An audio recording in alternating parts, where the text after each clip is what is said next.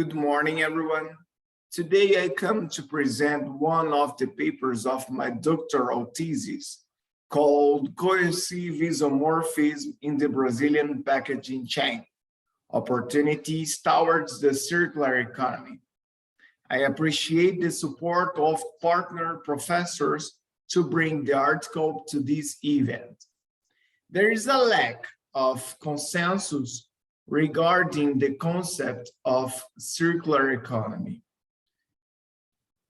But the focus of circular economy is mainly on closing the productive cycle of strategies, including sharing goods, reusing, refurbishment, recycling, among others. The packaging industry chain in Brazil has always relied on recycling materials such as plastic, paper, cardboard, aluminum, and other metals. This sector is marked by a high level of informal working and depends on the role of the recyclable materials of waste pickers to effectively close the loop.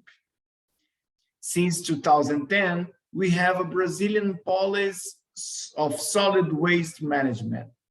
However, more than a decade after this law, there is a still lack of elements leading to the operationalization of a logistics system at a national level, enabling the recovery of wasting and minimizing landfilling.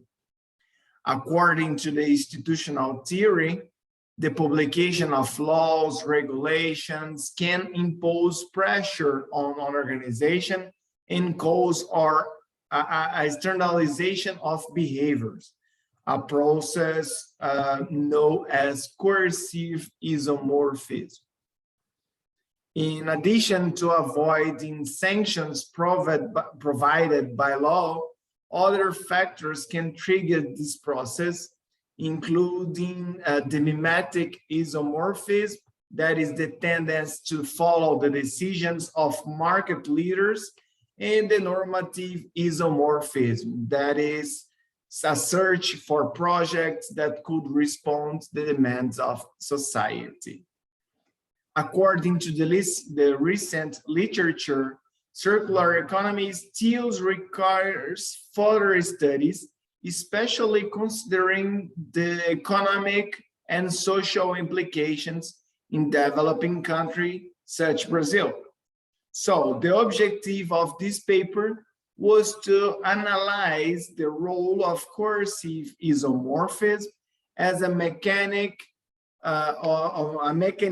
of isomorphic change leading to the institutionalization of circular economy in Brazilian packaging sector. This paper can be classified as applied, descriptive, and qualitative research. In this study, the focus was on Brazil and current solid waste management system. In-depth interviews based on semi-structured script were carried out to obtain data. Researchers in management field should prioritize two types of validation, the construct and internal. In this study, the validation of construct was based on the validation of the interview script by judges. To have access to crucial people by key informants, we used the snowballing technique. 53 interviews were conducted between March and June 2021, and given the social distance measures imposed by the COVID-19 pandemic, the researchers carried out all the interviews using video calls of Zoom. The recorded audios were transcribed, resulting in the text being further analyzed.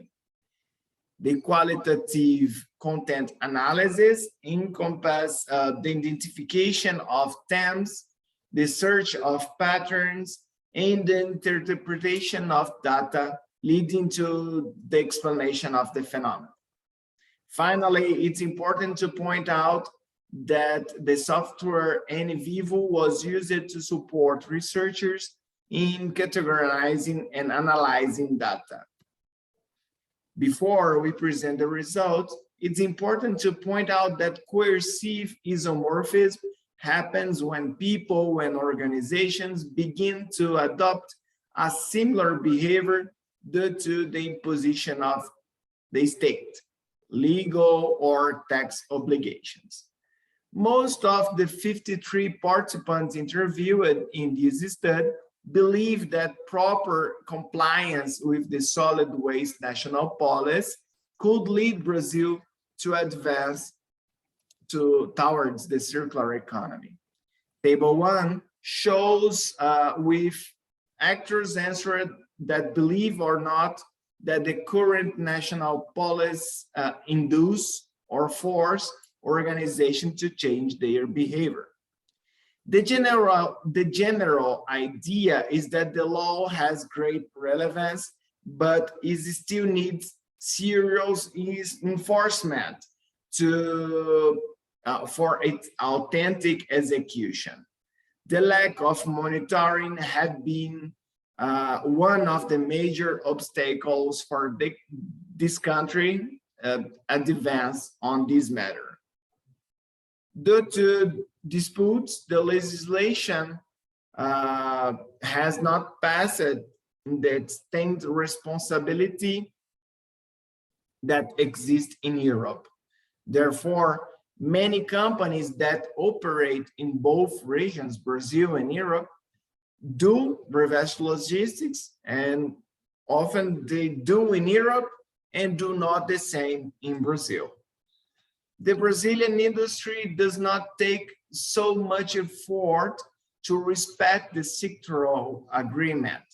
The initiatives of implementing voluntary delivery points and supporting recyclable material waste pickers were focused on the 12 cities that hosted 2014 World Cup. But it's a very small number because in Brazil we have more than 5,000 cities. And after the World Cup, companies did not significantly expand their service to selective collection and reverse logistics.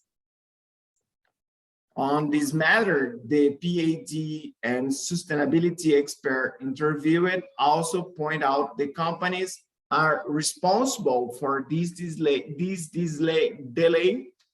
in this transition toward circular economy.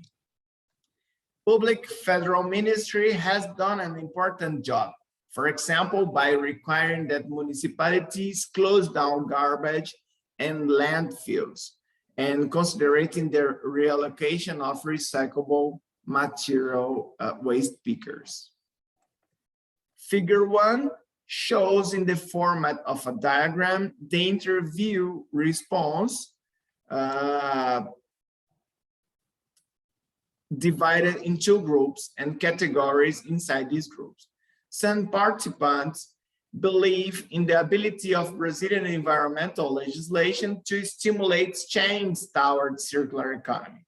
Most of them believe that the articulation of public ministry has been fundamental for the implementation of the waste law. On the other hand, most of interviewed do not believe that environmental legislation forces or induces behavioral change toward circular economy. Their justifications can be grouped in 4 groups: the predominance of political interests, the predominance of interests of industries, and the lack of incentives and benefits, and the lack of monitoring. One of the limitations of this study was not presenting and discussing new tools and legislation launched in 2012, in 2022, that can change the operation of the Brazilian packaging chain.